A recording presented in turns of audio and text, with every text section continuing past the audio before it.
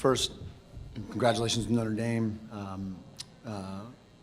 We had we had a shot. We weren't that sharp tonight, but really for us, this is such an enjoyable team to coach, and I have to thank our seniors, in particular Steve and Spencer, for their leadership. We lost 2 guys early in the season, and right now this one hurts. And when you're in the locker room afterwards, it's really hard to say the proper thank you because it feels like goodbye.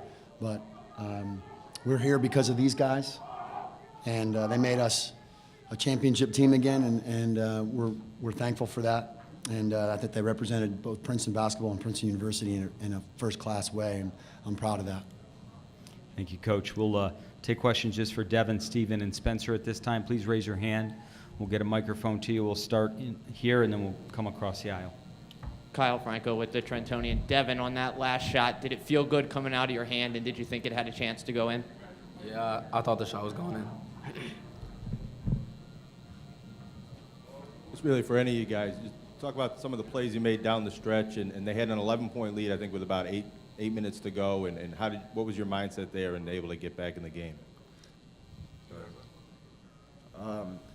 In a situation like that, you're trying to do everything you can to claw it back. I thought we really weren't sharp for the majority of the game. We've been playing a lot better for the majority of the year, and at the end we started to get back to our old ways and get some stops and make some shots, but sometimes you fall short. Let's go back right to the center.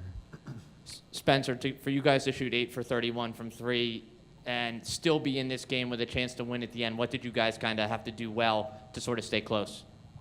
Just bring toughness. I think it showed in the first half. They definitely out-toughed us on everything, offensive rebounds, just getting loose balls. And then the second half, we kind of adjusted and we asked ourselves, what do we want to make of this game? And we came out, we clawed back, and it all started, on the defensive end for us. We didn't hit as many shots as we would have liked, but we gave ourselves a shot at the end.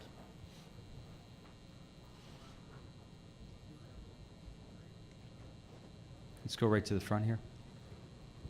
Yeah, Bill Alden, Town Topics. For Steve and Spencer, just perspective on the run you went here on this year in your final season. Sorry, what was the question you said?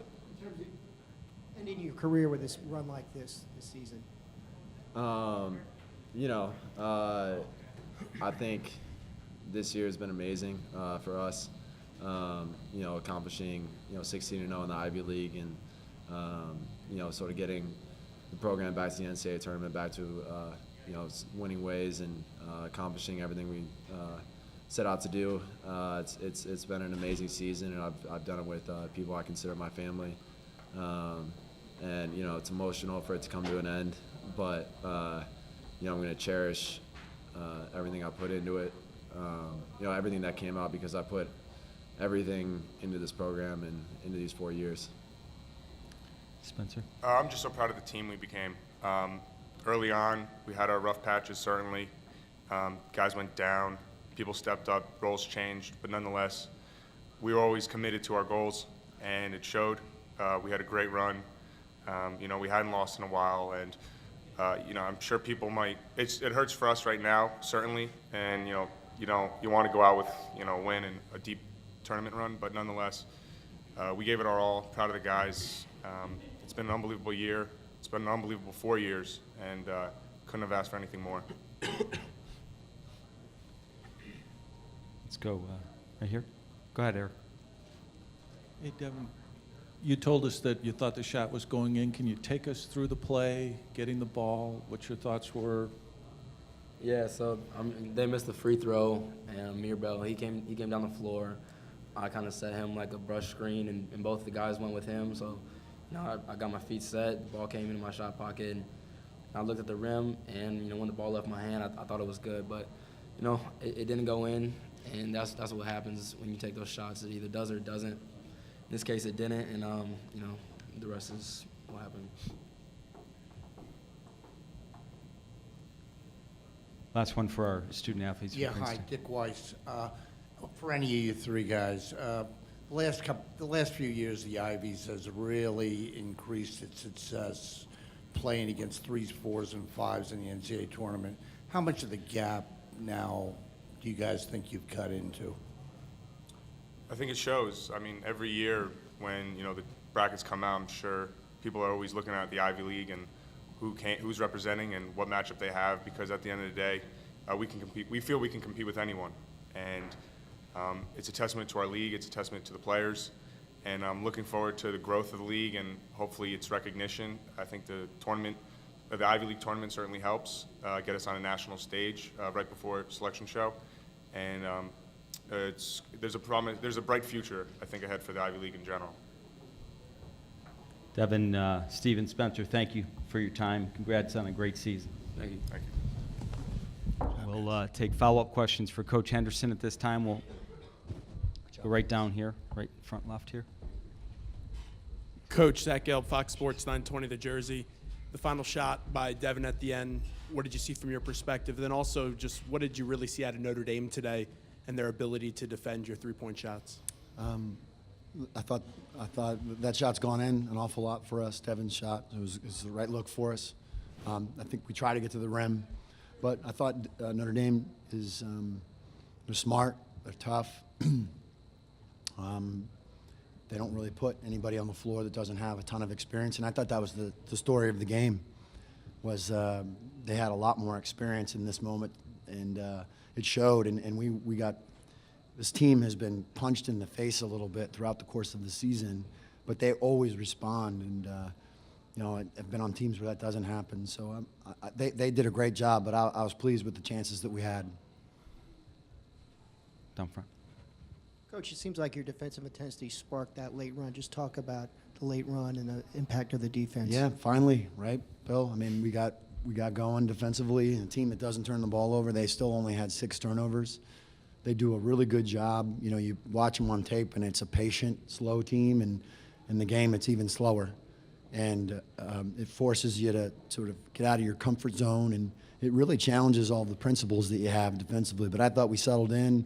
We didn't play a great game offensively, but I thought we really gave ourselves the chance to win the game on the defensive end during that run. Let's go in front row here, Dick, and then back. Hey, Mitch. Dick Weisz. Where do you see the Ivies now in the national landscape? I mean, you guys, the league itself has really grown up and really reestablished itself in the last 5 or 6 years, winning games, being competitive against good teams. Do you only see that improving? Yes. There's some Ivy League people here and in the room, and if you ask all the coaches in the league, the answer to that question is, this comes as no surprise to all of us. The recruiting, it starts with recruiting, and the message that these kids are hearing and understanding is, why wouldn't I go to a high-level institution and further myself in all parts of my life and take that opportunity and then play on the national stage too? Because that's what these guys are doing. And we sell that. It's not for everybody, but we sell it. And then they get here, and I think they commit to playing team basketball. All the teams in the league, the coaching it's team. And so what you see now is the product of 3 or 4 months of having to run through the league. It's not the least bit surprising to me that we're here, and the talent level in the league's very high, and the coaching's very high. So we have a really good shot today. I felt good about it. Good. We'll go Mark, and then right next. Yeah, going back to their perimeter defense. I mean, you were 5 for 17 in the first half from 3. That's maybe more, a lot of threes. What did you think you needed to do? Did you need to go to the rim a little more? Did you? I thought we were a little impatient, but the looks we got were good. 10 of those 17 were wide open, and it just didn't go in. They went in on Wednesday, and they went in this morning, and they didn't go in during the game. And then people have had the same plan against us for a while, and we've, like I said, we haven't lost in a long time. And this game looks very similar to some of the games we've had recently, and we've been able to get through it. But I thought Colson really changed things for us. The 2 fouls towards the end of the game hurt us. They really hurt. Mitch, considering, some of that you just said about the shots not going in and being open, do you sense that this was a little bit of a missed opportunity today? That maybe, but that sort of smacks of being bitter, and I want to give recognition to this group. We're here because of them, and I'm so proud of the way that they responded and gave ourselves chances to win. That's all you can ask for. So, no, we'll talk. This will hurt, but then we're gonna get together and we'll celebrate what the season was. Last two quickly. We'll go in the back. In the first half, Notre Dame shot 5 threes. In the second half, they shot 11. Was there an effort to make them shoot more three-pointers? Because their percentage did drop. So was that part of your defensive scheme? We were hopeful. I mean, it's a little bit like looking in the mirror. They make a lot of threes and shoot them well, and our objective was to try to get them to put on the floor. I thought we were double-teaming Colson, and they kicked it to Farrell, and he made 2 threes. And we've had a lot of success with our double teams, and that hurt. And we made an adjustment, and it got us a little less aggressive, and those are key. Those don't have to go in. And they went in, and that changed the course of the game, I think. Last one, down front. Zach Gelb, 920 The Jersey. Coach, you talked a little bit about your seniors, but can you just go a little bit more into detail about what it's been like to see them grow through this process at Princeton? Yeah, I mean, they look just like my freshmen did 4 years ago. And what you see now is a responsibility. And the one thing it's wild is once they figure it out and they're exactly where you want them, they graduate. And I'm going to miss them all so much. And in particular, these 2 guys. Spencer has allowed us to play a certain way, and we're very difficult to guard. And then Steve, we were just in the locker room, and some of his teammates were saying some pretty incredible things about him. He truly makes you want to be a better person when you're around him. He's academic All-American, our first since 1998, and he deserves every bit of that recognition.